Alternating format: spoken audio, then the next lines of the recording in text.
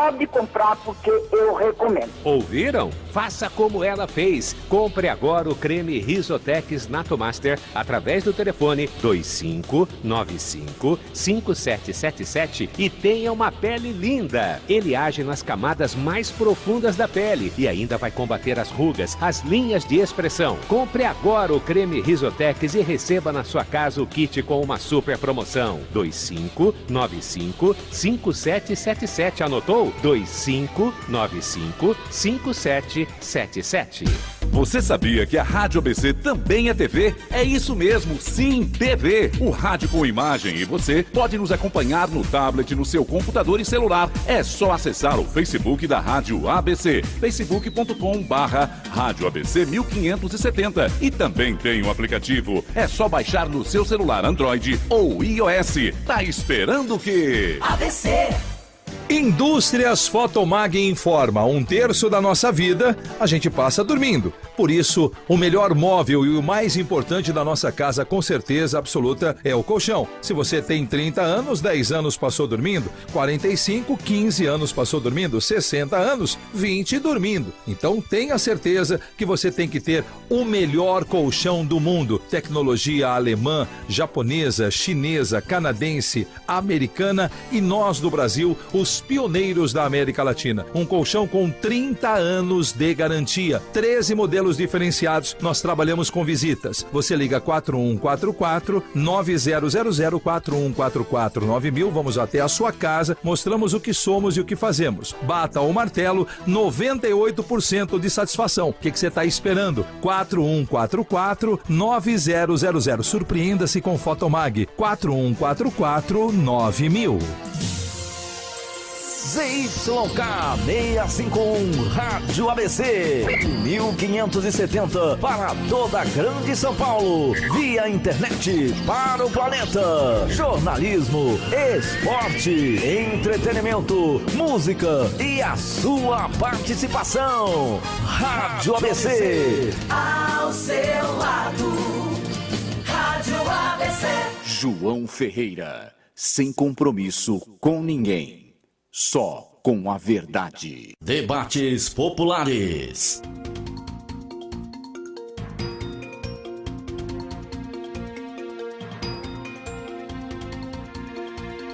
Meio-dia e 8, reta final do nosso encontro de hoje. Agradecendo mais uma vez, os números mostram a última pesquisa do Ibope. Obrigado pela audiência que você nos dá todo sábado de 10 da manhã a 1 da tarde com o programa da família brasileira, seu amigo João Ferreira. De 10 ao meio-dia, o entretenimento, a variedade, a informação com Aguinaldo Souza e Edeli Rossi. E a partir de meio-dia até 1 da tarde, os debates populares, os assuntos que pegam fogo. As pessoas que gostam de se sentir bem informadas acompanham os debates todo sábado ao meio-dia. Hoje à noite, ela vai estar na Festa Junina de Mauá, fazendo a cobertura para a Rádio ABC. Gabi Tricânico, né? A única que eu conheço que mora fora do ABC, mas não há ninguém que conheça mais do ABC do que ela. É impressionante. Se ela estiver no Japão, ela vai ter um furo de reportagem do ABC. Isso se chama seriedade, credibilidade e dedicação. Tudo bem, Gabi? Quem é que canta hoje na festa? Boa tarde, João. Boa tarde aos ouvintes da Rádio ABC. Uma ótima tarde. Olha, obrigada primeiro pelos elogios, mas antes de mais nada, eu gostaria de parabenizá-lo, porque foi o seu aniversário.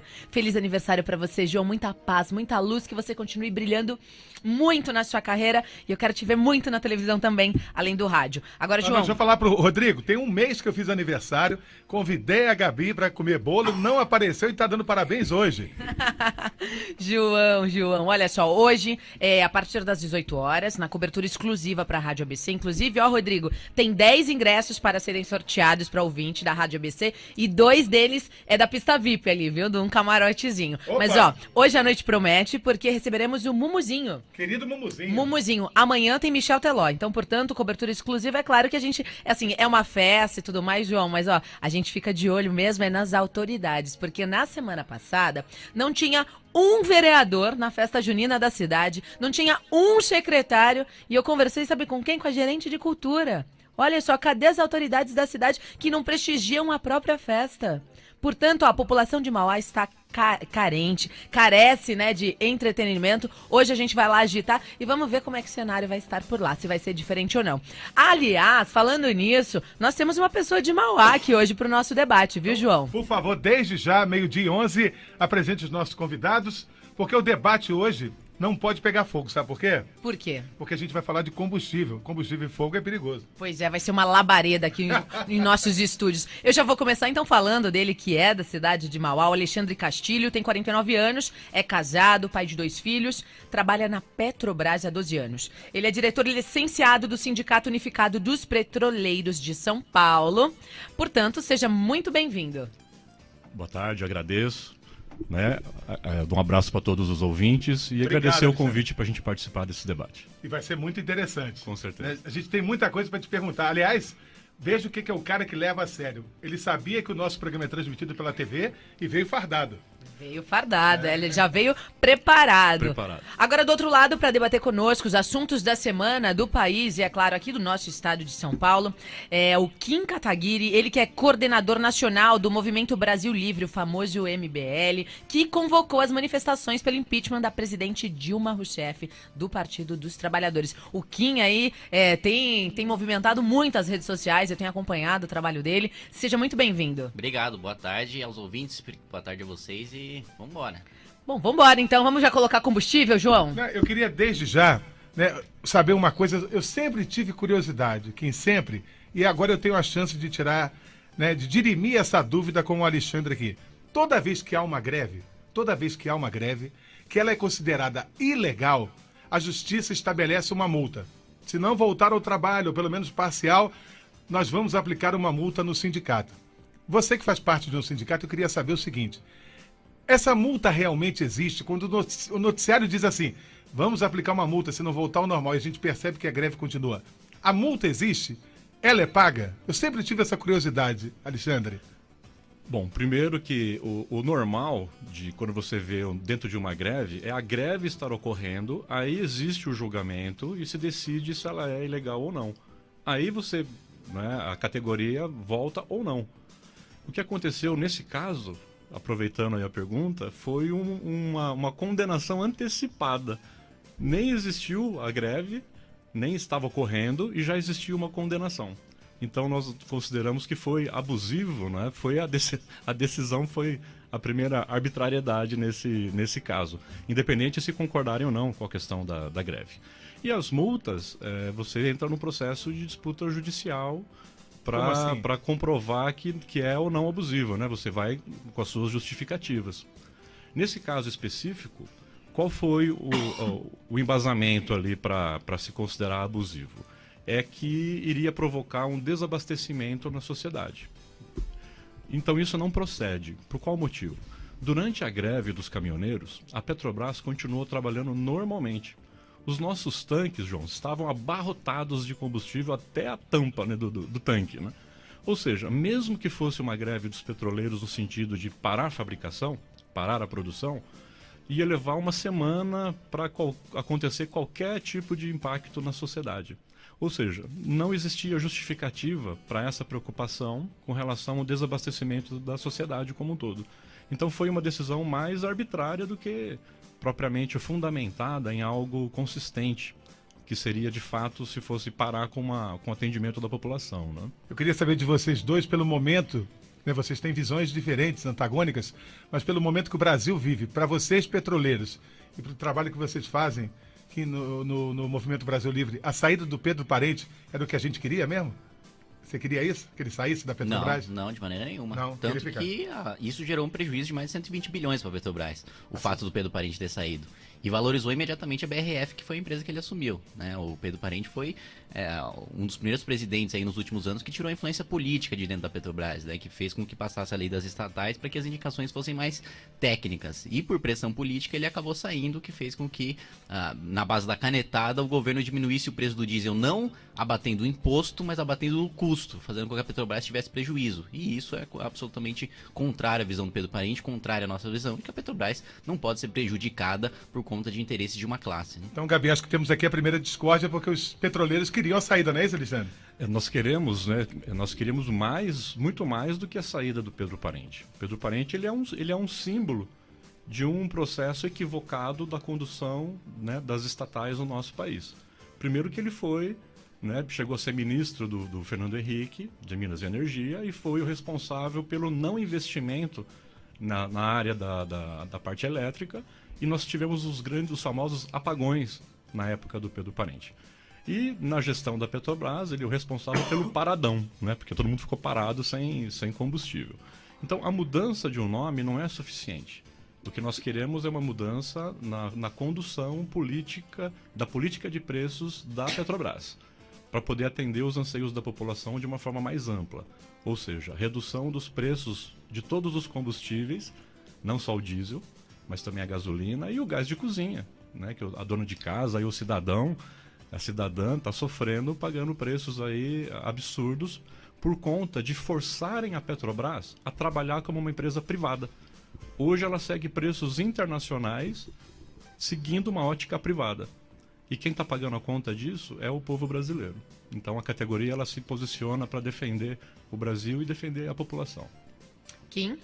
Bom, se a Petrobras seguisse uma ótica privada, ela já não seria um monopólio estatal, né? Começa pelo primeiro ponto, que é uma contradição evidente. O fato é que a preços de mercado mesmo, em outros lugares do mundo, em que de fato a gasolina não é controlada por um monopólio, ou pela ANP, ou qualquer coisa do tipo, a gasolina está mais barata, muito mais barata do que no Brasil, justamente porque você não é refém de uma empresa que agora passou a dar mais prejuízo ainda, justamente por causa de um abatimento populista no preço do diesel e que quer ser ainda mais agravado pelos petroleiros, fazendo com que isso vá para a gasolina e vá para o gás de cozinha. Ninguém aqui está defendendo o aumento de preço ou preço alto de combustível ou de gás de cozinha, mas que se corte no imposto. Não adianta você querer cortar no custo daquilo, sendo que a Petrobras vai pagar. Quando a Petrobras paga, esse dinheiro sai do Tesouro. Tesouro é um nome bonitinho para nosso bolso. Então, a partir do momento que você diminui o preço do diesel na base da canetada, sem você cortar custo no governo, sem cortar privilégio, sem cortar super salário, vai ter que aumentou o preço da gasolina e você cortou o investimento em segurança, saúde e educação. Justamente porque populismo, né? Você cortou na base da canetada, mas você não abaixou os custos, não abaixou os impostos. Eu queria fazer uma pergunta para vocês dois. O Brasil tem um rombo hoje estratosférico, né? As contas não fecham. Será que tudo que aconteceu agora, né, a gente sabe que esse governo é um dos mais incompetentes da história do país. O Michel Temer, como presidente, é mais perdido que cachorro quando cai em caminhão de mudança. Então, tudo que aconteceu agora não é um reflexo, a gente não sabe até agora se foi política, né, se os caminhoneiros foram orientados por um partido ou por transportadora. A gente não sabe exatamente, né, por que a nossa gasolina é tão cara. Se você atravessar a fronteira com a Bolívia lá, é R$ 2,08, aqui é R$ 5,00. Então, eu confesso a você, Kim, e a você, Alexandre, que mesmo eu praticamente durmo e acordo com noticiários. Procuro assistir e ler tudo que eu posso. Eu ainda não consegui entender se há algo no ar, além dos aviões de carreira, em tudo que nós vivemos recentemente. Você já tem uma posição para você, o que foi que nós vivemos semana passada? Bom, o Alexandre fala primeiro. Eu vou falar primeiro. Eu iniciei da última vez. Isso. Primeiro porque foi feito falas aqui com relação ao populismo e com relação à Petrobras quebrada, né? Isso não procede. Primeiro porque... Mas bateu na trave, né, Alexandre? Bateu na trave porque se o governo continuasse, ia comprar mais passadina. O que está provocando essa questão de prejudicar a questão de contas da Petrobras nesse momento? É a política irresponsável que foi colocada pelo Temer e pelo ex-presidente da Petrobras, Pedro Parente, forçando a Petrobras a trabalhar com preços internacionais. O que aconteceu com isso? Começou a entrar no nosso mercado, né, combustíveis importados. 30% do nosso mercado já está sendo abastecido com produto importado. Em contrapartida, as refinarias da Petrobras reduziram carga, porque ela fazendo preço internacional, ela perde mercado. Então, as refinarias estão trabalhando com 70% da capacidade de produção. Tem refinaria que está com 50% apenas. Então, se você reduz a sua carga de produção e trabalha com meia carga, os seus custos começam a ficar mais altos. E você diminui também o seu faturamento, você tá vendendo menos. Então, o que aconteceu nesse período foi o início de um processo de sucateamento das refinarias da Petrobras, e, ao mesmo tempo, jogando nas costas da população essa estratégia de prejudicar a própria autonomia e funcionamento da empresa e jogando a conta para a população pagar. Acho que quem está discordando de você, hein? Com certeza. Olha, João, eu vou ler alguns discordar. comentários aqui do nosso Facebook. Bruno Sampaio, a culpa agora é do Temer, que chegou na semana passada. O Washington Silvestre, radialista socialista, chamou você, viu, João? O José Puton disse o seguinte: eu sempre falei, o roubo é generalizado neste país. O Felipe Leão disse: não tem graça, nem tem graça esse debate. O Kim falando da realidade e o populista fazendo festa com demagogias irreais. O Rubens César de Paulo falou o seguinte: onde tem PT, tem roubalheira, maracutaia, cambalacho, falcatruas, only one who has been in touch base with gas.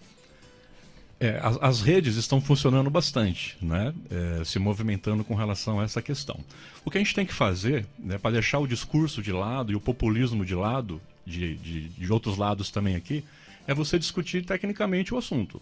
Como que pode, num período onde o barril do petróleo estava $110 no mercado internacional, o governo anterior conseguiu trabalhar com preços na faixa de 2,20 a 2,80 a gasolina. Então é possível sim, já que nós temos o petróleo, nós temos o pré-sal, temos as refinarias e temos toda a estrutura de distribuição, nós temos custo competitivo, porque nós temos uma linha montada do poço ao posto.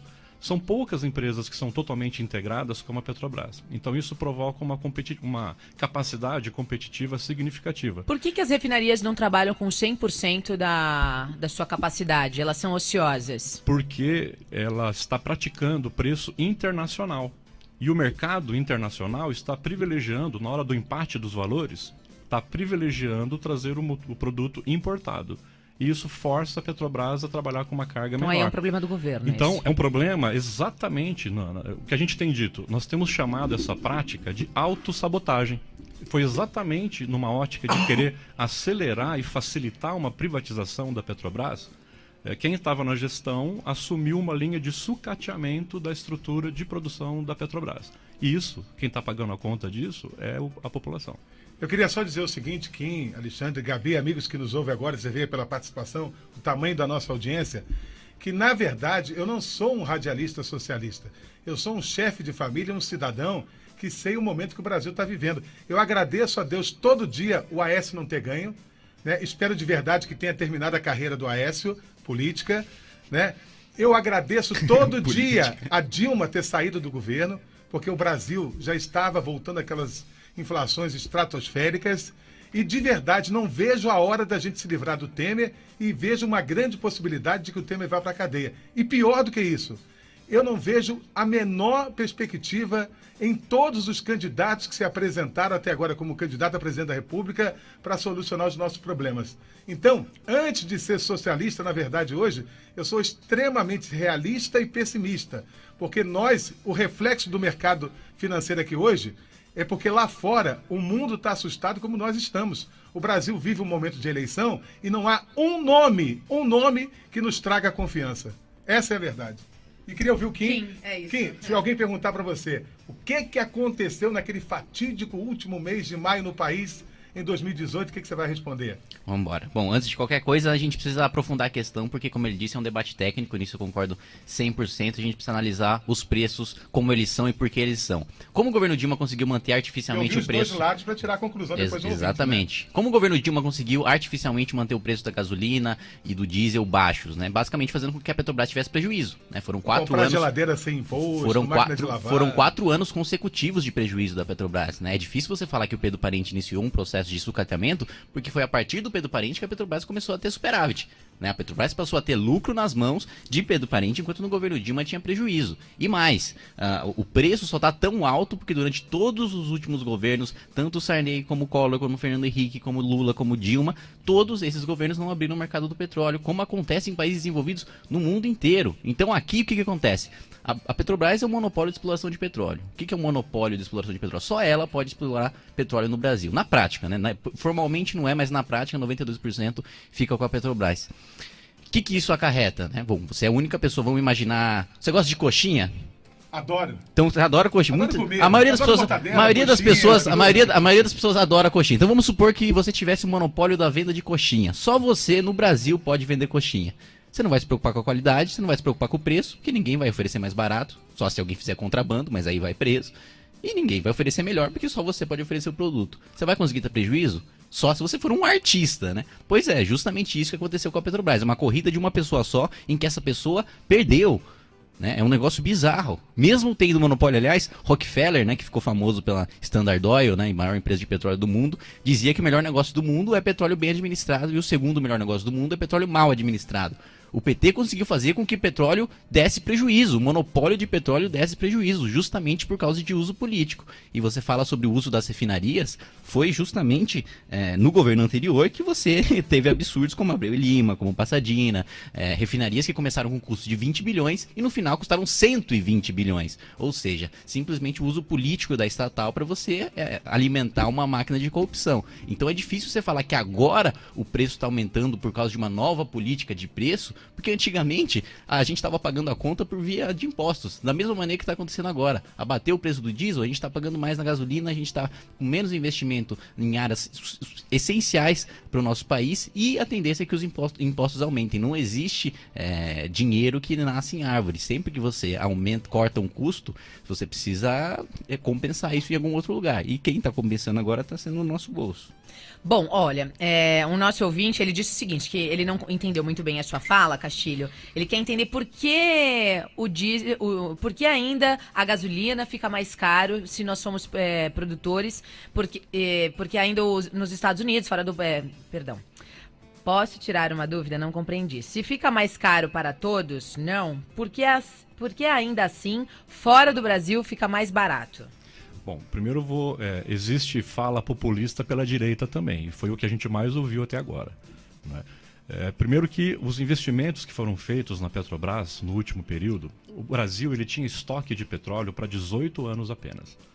Com o investimento no pré-sal e a localização e o mapeamento, as nossas reservas saltaram para mais de 180 anos. É muito petróleo, é uma riqueza, né, que garante o desenvolvimento do país por muito tempo. Uma riqueza para ser diretamente investida na saúde e na educação através dos lucros dos royalties. E nesse período, principalmente de 2011 a 2015, para contrapor tecnicamente a questão da falácia de que a Petrobras não dá lucro, né, a Petrobras, enquanto no mundo inteiro as grandes produtoras de petróleo estavam caindo nas suas margens de lucro e também nos seus investimentos nos últimos 7, 8 anos, a Petrobras, de 2011 a 2015, um período que houve a questão dos preços, né, acessíveis para a população, na faixa de 2,20 a 2,80, a questão da gasolina, e de 50 a 52 reais do botijão de gás de 13 quilos, nesse período, a Petrobras ela cresceu 33%. Se for comparar, se fosse um país, o crescimento da Petrobras foi equiparável ao crescimento da China. Então não dá para falar que a empresa é ineficiente, que ela não é eficaz e que não tem capacidade de desenvolvimento. Então, se hoje os preços estão altos, diferente do que foi no período Lula e Dilma, é porque foi feito na canetada, por parte do ex-presidente da Petrobras, uma definição de que, ao invés de montar a minha planilha de custo de preço de combustível, considerando o valor do petróleo no Brasil, estão considerando a cotação internacional. Então, do que eu considerar o meu custo de produção, está sendo considerado um preço de venda de mercado. Então, o que é correto? O que alguns países fazem? Você, no seu mercado interno, você facilita para a sua população. O petróleo é uma riqueza do seu país. Então, você deixa acessível ao povo. Você vende no preço de mercado internacional o óleo cru ou o combustível mesmo, para quem não tem como produzir e refinar. É estratégia de mercado. Então, o Brasil, de maneira inteligente, garantiu o investimento na produção nacional, garantiu o investimento na fabricação de equipamentos, também com apoio tecnológico investido pela Petrobras, e foi o período que nós tivemos o quê? Pleno emprego, faixas de 4,5%, 4% de garantia de emprego. Então, nenhum país quebrado vai conseguir garantir uma taxa de desemprego tão baixa como a que existiu no período Lula e Dilma. Kim? Bom, quando você cria emprego artificialmente, naturalmente depois você fica completamente endividado e desempregado, que é justamente a condição da população brasileira agora. Você não pode analisar uma política pública pelo seu impacto imediato, mas sim pelo seu reflexo a longo prazo.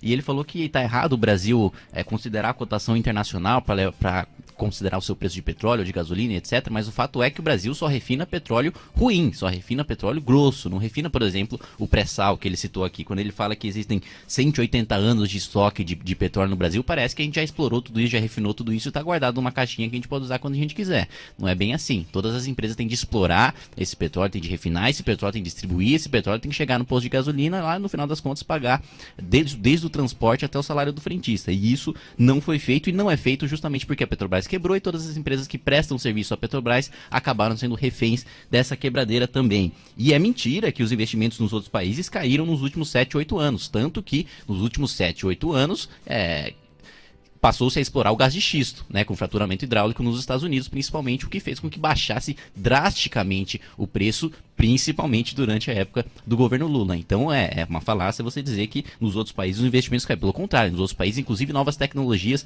revolucionárias surgiram por causa desses novos investimentos. Outro ponto é que ele citou que a gente deve incentivar o nosso mercado interno subsidiando, né, que a gente não deve trabalhar com os preços internacionais, que aqui dentro do Brasil a gente deve subsidiar. Bom, a Venezuela faz isso, subsidia o preço da sua gasolina e o preço de um tanque de gasolina lá é o mesmo de um saco de feijão. Então o que você vê é que o subsídio, o populismo no preço da gasolina, do gás de cozinha e do diesel só fez com que o país caísse na miséria, a ponto de as pessoas terem de se alimentar dependendo de traficantes de frango, porque você não tem acesso oficialmente a mercados ou qualquer outra coisa do tipo para ter acesso a esses alimentos. Ou seja, a partir do momento que você artificialmente, aí sim, na canetada, sem cortar custo, sem cortar imposto, subsidia nacionalmente a gasolina, você está tirando de outros setores, o resto da sociedade está pagando, você está aumentando a inflação, você está aumentando o juro e você está dificultando a vida de todo o resto da população, fingindo estar sendo bonzinho porque a gasolina está barata. Olha, eu queria dar parabéns a Gabi e ao Rodrigo, porque eles foram extremamente felizes convidando vocês dois. Para quem está nos ouvindo pelo rádio, quem está vendo pelo Face, está vendo a reação de cada um.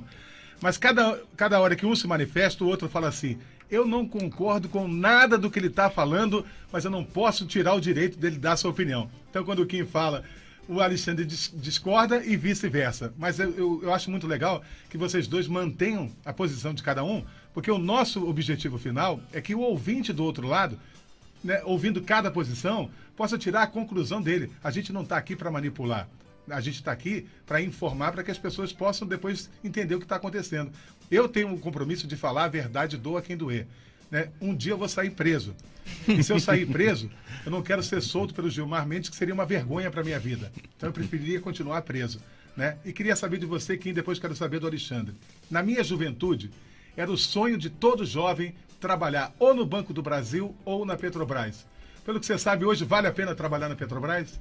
Olha, vale a pena trabalhar na Petrobras, assim como vale a pena você trabalhar em qualquer lugar do setor público. E isso ainda vale a pena? Ainda vale a pena. E isso é muito triste no Brasil. Mas a máquina não está quebrada? A máquina está quebrada, só que quem é que paga a conta da máquina? É a iniciativa privada, não é o setor público. No setor público o dinheiro está lá todo mês. Quem paga é você, quem paga sou eu que trabalho na iniciativa privada. Hoje, infelizmente, o setor público recebe, em média, principalmente em benefícios previdenciários, 8 vezes mais que o setor privado. E quem paga é o trabalhador da iniciativa privada. O Mark Zuckerberg, por exemplo, se ele fosse brasileiro, no segundo dia tinha um fiscal da Receita, tinha um fiscal do Trabalho, tinha um fiscal da Anvisa lá fechando o Facebook, porque ele estava numa garagem trabalhando 12 horas por dia, trabalho escravo em um lugar insólito, e ele seria provavelmente fiscal da Receita. Então, essa tristeza do nosso país, né?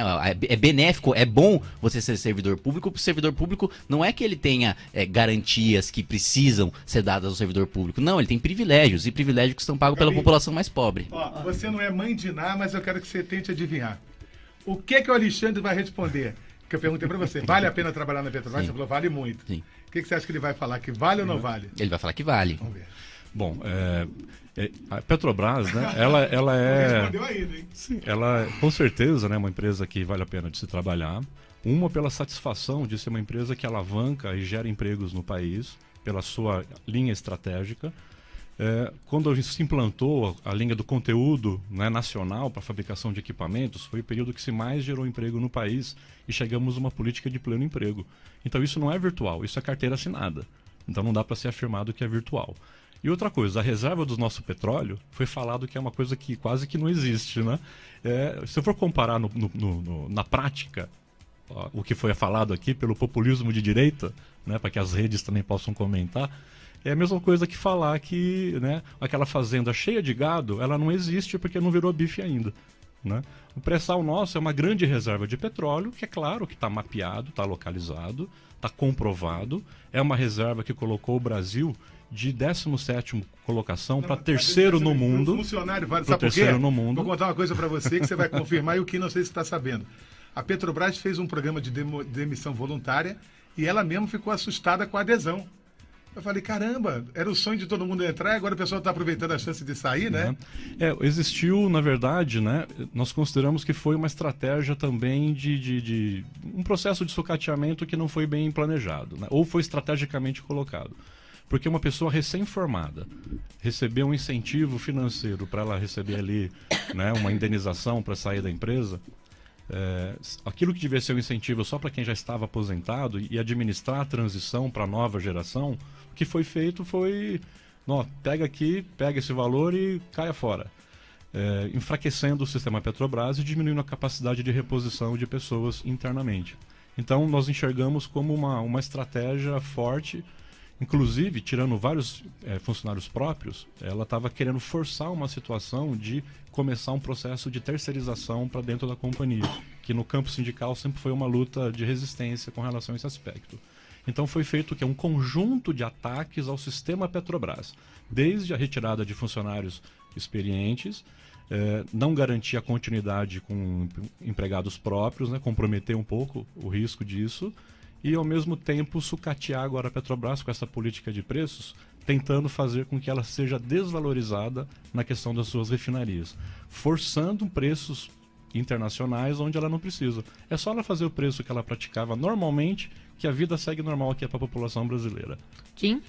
Bom, acho muito complicado se falar em sucateamento da Petrobras quando, comparado com o governo Dilma, você teve uma valorização de 500 bilhões de reais. 500 bilhões de reais, é meio trilhão. Como é que você está sucateando uma coisa dando lucro para essa coisa? É uma coisa absolutamente absurda.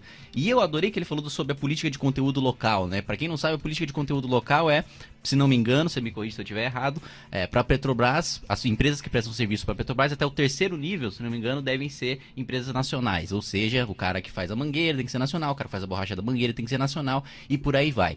Essa mesma política de conteúdo local foi utilizada em todos os setores do Brasil pela ditadura militar e fez com que o Collor se elegesse. Por quê? Porque a gente fez essa política de conteúdo local para a indústria automobilística e o que a gente tinha em troca? Gurgel.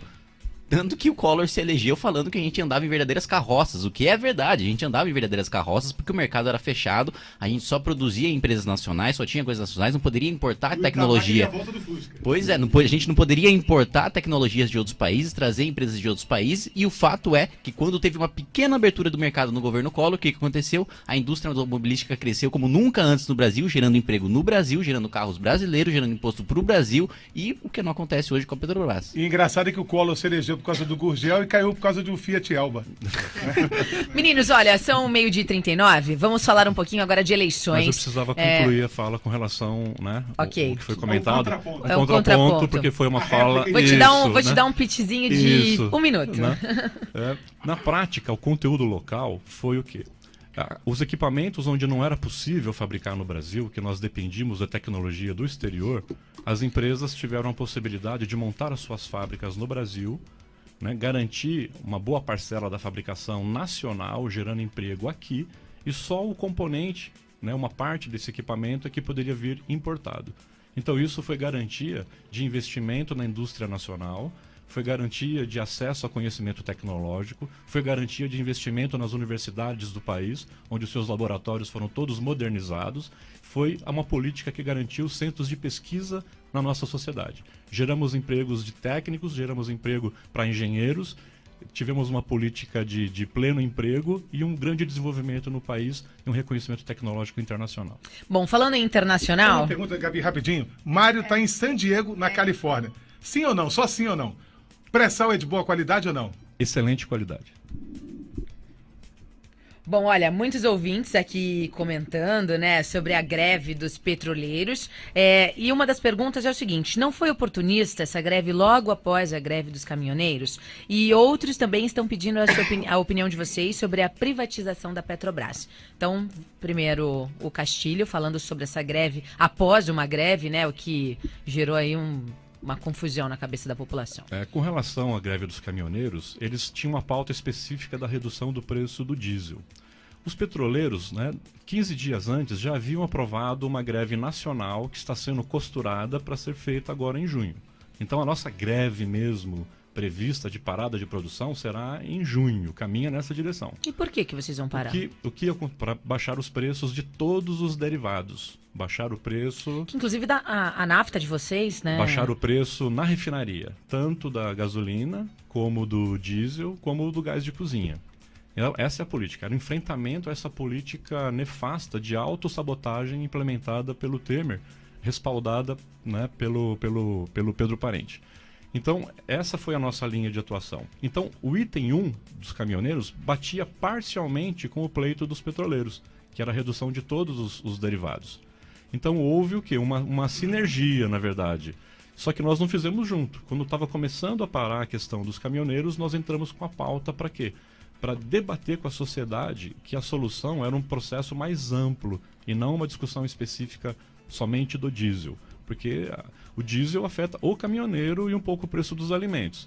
Mas o gás de cozinha afeta todo mundo. Então a nossa pauta nós sentimos como uma pauta mais ampla, uma pauta mais completa e taticamente, né, nós colocamos a greve como advertência.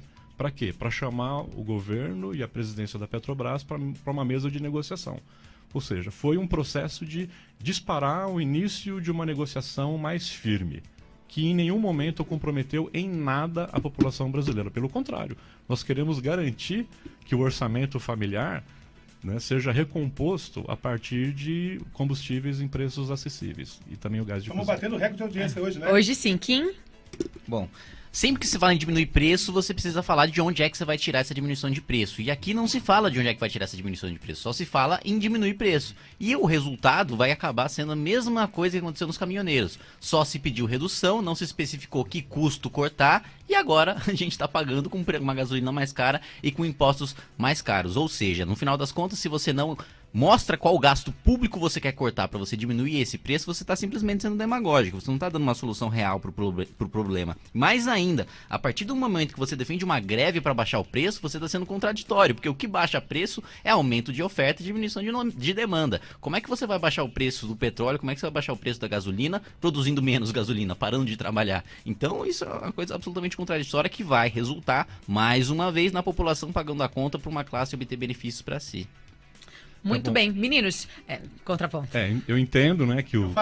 Eu entendo que, como quem não é sindicalista e não é do ramo do petróleo, então a gente entende que alguns comentários, né, não dê pra gente considerar ali assertivos por falta de informação. Com certeza, a greve dos petroleiros, ela caminha na seguinte direção. Você forçar a empresa a questão de baixar os preços, você tem dois caminhos. Você pode tanto tomar controle de produção da empresa e aumentar a produção, e com aumento de produção forçar a venda em preços baixos, como você pode seguir um caminho mais radical, né, que seria o corte de produção. Essa é a estratégia que nós estamos debatendo para discutir qual será o melhor caminho, né, para nós seguirmos. E a questão de onde vem o valor para pagar as contas. Hoje, o lucro que a população compra o combustível, esse lucro está indo para o exterior, porque a gasolina é importada. Então não vai nem para o caixa da Petrobras isso daí. Mas é contraditório, né? Porque se nós produzimos... A gente tem como produzir. Nós poderíamos estar produzindo a carga plena, com custo baixo, acessível. O que a população pagasse na bomba seria um valor mais baixo, e aí sim seria um reforço para o caixa da Petrobras. Só que com preços justos, acessíveis para a população. Então a nossa luta é para quê? Para garantir que o petróleo que é nosso, que seja nosso de verdade.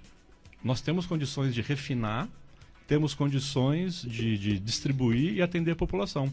E hoje, quando eu falei de sucateamento da Petrobras, além de diminuírem a carga de produção, estão colocando à venda 2 refinarias no Nordeste e 2 refinarias no Sul do país com a sua malha de distribuição. Então, a autossabotagem é algo bem característico, porque você força uma diminuição do seu próprio mercado. Se você só está favorecendo as multinacionais. Na verdade, você sabe que essa história dessa venda lá do Nordeste tem um viés político aí muito forte. Eu conversei essa semana, inclusive, a Associação Brasileira da Indústria Química, a Abiquim, na qual a Petrobras não quis mais participar do polo petroquímico, eles não estão dentro da associação. Eles fizeram uma coletiva de imprensa e dentro dessa coletiva eles comentaram sobre essa venda aí. Só para complementar, o que acontece? Nós temos capacidade de refinar todo o combustível para ser consumido aqui no país. É normal para nós, né? Temos capacidade completa. Se eu vendo as refinarias do Nordeste e do Sul do país, a autonomia da Petrobras vai ficar em 50% da capacidade do atendimento nacional. Então você está forçando uma diminuição do próprio... A Petrobras implementando uma política de diminuição do seu próprio mercado e jogando a conta do preço de combustível nas costas da população. Só mesmo um populismo de direita para achar que isso daí é normal. O Rodrigo Sakai está nos ouvindo em Santa Catarina. Olha só. Com mensagem de Califórnia, Santa Catarina. Então, a gente está em todo lugar, né, na Espanha. Ele falou que ficou com a sensação de que o sindicato luta para que a Petrobras tenha prejuízo. Falar de alguma coisa aqui que de repente por um de vocês dois pudesse dar essa ideia? Não, que ele acha que assim, o sindicato luta para que a Petrobras tenha prejuízo. Não tenha margem. Se você hoje trabalhar com preços baixos de refinaria, com preços normais de refinaria para o mercado nacional, usando o meu custo nacional, me torna competitivo. Por que eu vou fazer um preço mais baixo para facilitar a entrada de vários concorrentes? Nós tínhamos, né, João, no mercado nacional, 14 empresas importadoras de derivados. Já era permitido uma importação de combustíveis. Por que não acontecia? Porque a Petrobras tem preços competitivos. A partir do momento que ela começa a ser obrigada a trabalhar com preços internacionais, saltou de 14 para mais de 180 empresas importadoras. Então essas empresas, ao invés de comprarem o combustível da refinaria, elas estão importando. Por quê? Porque a Petrobras quis, por conta do Pedro Parente, fazer um preço mais alto ou equiparando com o preço internacional. Autossabotagem é isso.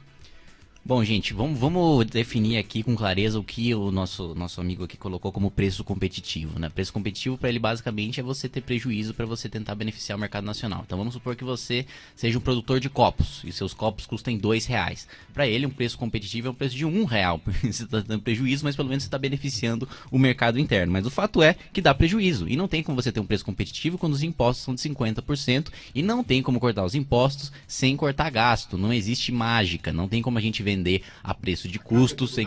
É absurda, não tem como você vender a preço de custo com esse imposto que existe, justamente porque a dívida é alta, justamente porque os gastos são altos e se você não mostrar exatamente onde é que você quer cortar, isso é só discurso vazio. Vamos falar de eleição? Vamos falar de eleições porque faltam alguns minutinhos. 8 minutinhos. Vou começar pelo Kim. Você é pré-candidato a deputado federal pelo Democratas, é isso? Sim. Por quê? Porque eu acho que agora é um momento histórico que a gente tem um ponto de inflexão na nossa história para mudar o perfil do Congresso Nacional e do Palácio do Planalto. Acho que durante muito tempo a gente teve gente com mentalidade coletivista, com uma mentalidade estatista, de dar mais poder para o governo, de dar mais poder para o Estado e menos poder para o indivíduo. E agora chegou o momento da gente inverter isso. Quais são as suas propostas que você vai apresentar? Olha, precisaria de um programa inteiro para falar sobre as tem uns 52, mas olha... Tudo isso? Sim, 52, mas... principais, né? Primeiro, reforma política, né? Para que você tenha um voto distrital, que é um voto mais barato, que é você é a favor do voto distrital, que é mais barato e mais regionalizado. Já existe uma proposta que foi aprovada no Senado, agora está tramitando na Câmara. Parlamentarismo também, para que você não tenha as instabilidades que você tem no presidencialismo. Nem a maior democracia do mundo conseguiu ser presidencialista, que é os Estados Unidos. Hoje o Trump, mesmo tendo maioria no Senado, republicano, não consegue aprovar seu orçamento. Você votou no plebiscito naquela época? Agora, eu não era, acho que nem era nem nascido. Quando é que foi o plebiscito? Eu não me lembro que ano foi, mas eu confesso a você que naquela época eu votei no presidencialismo. E aqui no Brasil, acho que eles não... Eu faço o presidencialismo naquela época. Mas hoje, acho que eu já mudaria de lado hoje. Sim, então, acho que a gente tem que aprender com todas as democracias europeias e seguir o modelo parlamentarista, que é mais governável, mais estável, e você não tem a troca de favores que você tem no presidencialismo. Kim, você é de onde? Eu sou de Indaiatuba. Então, se você é a favor do voto distrital, a sua região seria aquela? Ou não, ou poderia ser São Paulo. Hoje eu moro em São Paulo. Hoje você mora em São Paulo. Você vai fazer sua campanha todinha embasada na cidade de São Paulo? Não, como hoje o voto não é distrital, eu faço no estado inteiro, infelizmente.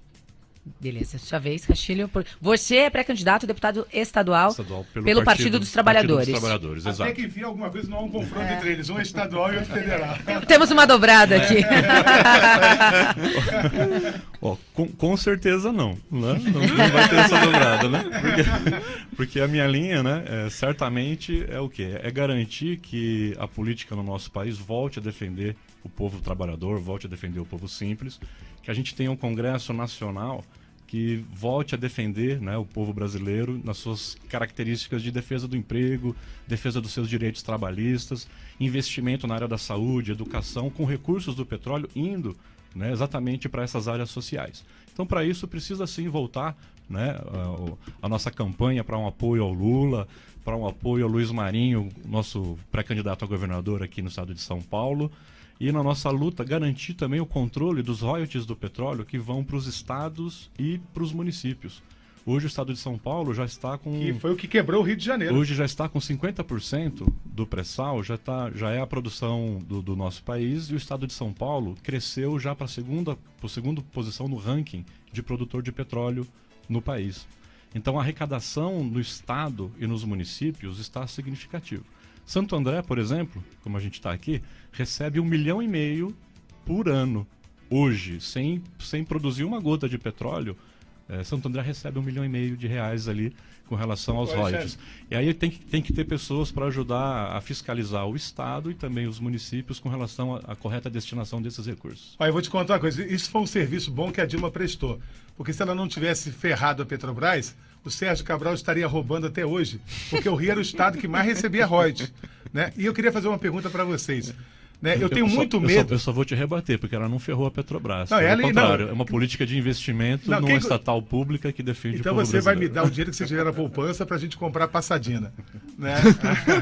Né? Ó, vamos fazer o seguinte. Passadina não foi a Dilma. Foi não fez parte, ele era do presidente do conselho? Era, como não fez parte? Não, fez parte do conselho, mas... Fez, claro, e ela sabe que fez. O TCU, você sabe que o TCU inocentou?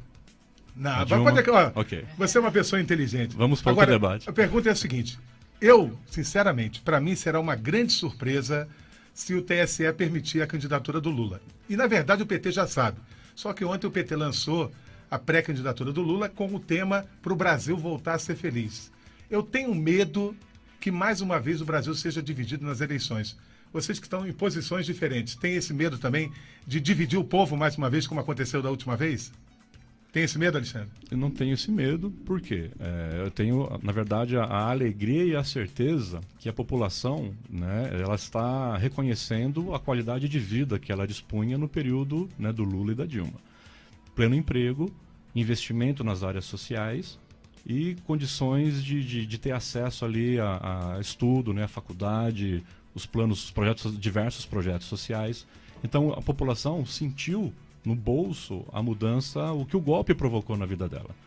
Então, é a escalada de retirada de direitos que nós estamos vendo. E com partidos, né, que tem 1/3 que defendeu os trabalhadores no Congresso e 2/3 que retirou direitos. O DEM, inclusive, né, faz parte do time que retirou direitos dos trabalhadores.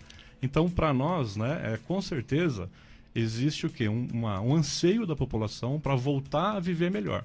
E ela já reconheceu e já sabe qual é o time que vai ajudá-la a melhorar de vida, que é uma retomada do PT no comando do país. Pra mim o grande problema é se esse time vai estar solto, né, pra disputar a eleição, né? Porque agora tá tendo uma reunião ministerial, vai ser no presidente da Papuda, porque todos os ministros, todas as pessoas mais próximas desse presidente Lula, inclusive a ex-presidente Dilma denunciada pela PGR, agora sendo julgada pela primeira instância, tem seus problemas judiciais que já foram condenados, segunda instância, os recursos esgotados. Você tem telhado de vidro, os recursos esgotados. Não, mas eu não defendo o Rodrigo Maia. Aí que tá a grande diferença. Eu não defendo o Rodrigo Maia. Ele defende o Lula. Aí que tá o ponto. Eu não defendo corrupto nenhum, eu não defendo ladrão nenhum. Pra mim, o único direito que foi perdido aí com o tal golpe foi o direito de ser roubado. Você sabe por que eu adoro a candidatura de vocês dois? Por que eu adoro de verdade, de coração? Porque hoje eu sou um dos maiores defensores da ampla renovação. Eu tô cansado do que tá aí. E vocês dois se apresentam como renovação. E por mim, eu mudava tudo. Então, desde já, vocês saem daqui com o meu apoio, todos dois. Ô, louco. Ô, louco. Bom, já tem voto, ó. Um voto para cada um. Eu só não posso deixar de falar que a gente considera que o Lula é um preso político porque não tem provas contra ele. Muito bem. Só para concluir sua fala, você citou o nome do Marinho, né, que é pré-candidato ao governo do estado de São Paulo, e saiu na revista Isto É, que ele recebeu uma propina do OAS em obras superfaturadas durante a gestão dele como prefeito em São Bernardo do Campo. Você chegou a ler essa reportagem? Então, eu sempre vejo várias matérias, várias reportagens de tudo. O que acontece no nosso país? Né? A questão de doação das empresas no último período eleitoral, elas eram permitidas por parte de todas as empresas. E as empreiteiras fizeram doação para diversos, né, grupos políticos sem distinção. O desafio é o quê? Você separar o que é dinheiro de uma corrupção do que foi uma doação eleitoral. E o que a gente vê na mídia hoje e no judiciário de uma forma geral? Aquilo que foi doação de campanha para o PT foi sendo tratado como, né, dinheiro de corrupção. E aquilo que foi doação eleitoral da mesma empresa para outros partidos é tratado como dinheiro de campanha, né? Crime de caixa 2, simplesmente. Então, existe 2 pesos e 2 medidas, e a gente considera que a justiça ela está bastante parcial na sua forma de agir. E vários processos que foram abertos contra vários nomes do PT ganhou repercussão na mídia, se comprova a inocência e a tarja de justificativa, né? O pedido de desculpas vai nas entrelinhas do jornal, não vai na mesma manchete do jornal. Então existe o quê? Uma linha tendenciosa de querer queimar claramente, né, o PT e generalizar como se fosse uma corrupção do partido. Né, pra gente encerrar, Kim? Você me desculpa, mas você falar que dá pra você confundir doação de campanha oficial ou caixa 2, no caso do Luiz Marinho, que foi R$1 bilhão, não existe doação de campanha de R$1 bilhão. Isso aí é propina, isso aí é dinheiro de corrupção. E você falar também que existe uma perseguição política, bom, o partido que está no poder hoje, que seria o perseguidor político, é o PMDB. Eduardo Cunha está na cadeia, Sérgio Cabral está na cadeia, eles são perseguidos políticos também, eles vão ser julgados pelas urnas também. Vamos soltar o Cunha para julgar ele nas urnas, vamos soltar o Sérgio Cabral para julgar eles nas urnas. Não existe perseguição política nenhuma. O fato é, PT esteve no poder. MDBista foi indiciado ontem. PT esteve no poder junto com o MDB, junto com o PP, e esses PSDB, são os 3 partidos, que mais, esses são os partidos que mais tiveram problema na justiça, justamente porque tiveram a chave do cofre, tiveram a oportunidade de roubar e utilizaram essa oportunidade. Fato é que não existe perseguição política, mas uma condenação justa, e para quem leu as 213 páginas da sentença, sabe que prova o que não falta. Eu tô ansioso para ver o que vai acontecer com José Serra. Tem muita gente do PSDB sendo Geraldo investigada. Alckmin. Geraldo Alckmin, o Paulo afrodescendente que voltou para a cadeia, não pode falar mais de Paulo Preto, né?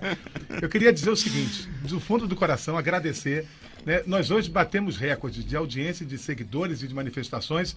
Mandar um abraço ao Túlio de Petrópolis, infelizmente não foi possível ler tudo. E queria fazer um convite, que vocês dois voltassem enquanto for permitido, porque se vocês puderem, sábado, dia 9 de junho, à 1 da tarde, pode? Vixe, não sei, mas eu tô à disposição. Não, daqui a 3 minutos. Obrigado, Kim. Obrigado, Alexandre. Obrigada, a meninos. casa de vocês, e vocês só acrescentaram demais pra gente, pra mim, pra Gabi e pra quem nos ouve. Obrigado muito pelo legal convite. receber vocês. Agradeço. Só pra encerrar, João, hoje é aniversário da Jo. Parabéns, Jo, ela tá ouvindo a gente. Beijo, Jo! Beijo, feliz aniversário. A Jo tem um salão aqui em Santo André, enfim. Beijo pra vocês, eu volto então mais tarde ao vivo pra programação da Rádio ABC com a cobertura exclusiva, direto da festa junina lá de Mauá. Hoje com o Mumuzinho. Como é que chama o salão da Jo? Ai, gente, é Jo. Porque eu poderia... Estúdio Joelma Veríssimo. Eu poderia falar que todo mundo ia saber que não é jabá, porque eu sou careca e não vou ganhar nada. Joelma Veríssimo. Joelma Veríssimo, um beijo. Você pode pintar as unhas, né? Sucesso, obrigado. Tá? Obrigado. Gostou, Alexandre? Gostei. Valeu a pena? Muito bom. Né? Obrigado de coração. Olha, quero desejar a você uma excelente semana. Que Deus abençoe a todos. Muito obrigado. Parabéns pelo nível do programa. Parabéns pelos convidados. Uma lição de vida foi dada hoje. Preocupação com o povo. Sem falar, né, nas manifestações pelo Facebook, que eu vou ver depois. E pode ter certeza absoluta, né? Eu acho que o legal é discordar. Eu não quero que todas as pessoas concordem comigo, com a Gabi, com o Kim ou com o Alexandre. Pode discordar, não há nenhum problema. O que não pode faltar nunca é o respeito, né? Isso aí. Então, não pode faltar respeito. Se falar que eu tô gordo, eu vou ficar muito magoado. Mas fora isso, né? Muito obrigado de coração, uma ótima semana. E sábado, às 10 da manhã, nós estaremos de volta, se Deus quiser. Obrigado, Vitão, por tudo. Obrigado, Rodrigo. Obrigado a você por fazer da nossa ABC uma das mais ouvidas no país a essa hora. E até sábado. Tchau, pessoal. Vem aí, Anael Lopes Show e as 3, Milton Greze. Tchau, Brasil!